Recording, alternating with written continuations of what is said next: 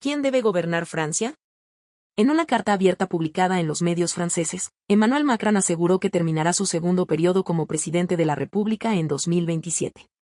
Pueden confiar en mí para actuar hasta mayo de 2027 como su presidente, protector en todo momento de nuestra República, de nuestros valores, respetuoso del pluralismo y de vuestras elecciones, a su servicio y al de la nación. En la misiva afirma que la próxima votación, con una segunda vuelta el 7 de julio, no era ni una elección presidencial ni un voto de confianza al presidente de la República, sino una respuesta a una sola pregunta. ¿Quién debe gobernar Francia?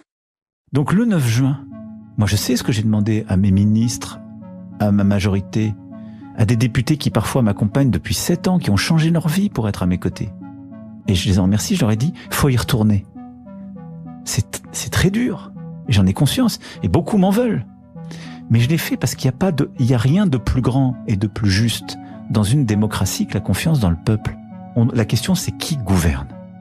Et donc pour gouverner le pays, au-delà de vos colères, elle s'est exprimée, je l'ai entendue, je vous redonne la parole. Qu'est-ce que vous voulez? Et donc regardez les projets. Et donc ce sera la faute de personne le soir du deuxième tour. Ce sera la responsabilité des Français. Et moi, c'est pas un pari. C'est une confiance. Amandine, visiblement, le président n'a pas du tout l'intention de se taire, comme lui demandent certains de la majorité. Il parle moins que prévu. Au début, ça devait être 3 fois par semaine. Donc, c'est toujours ça de prix pour ceux qui veulent moins l'entendre.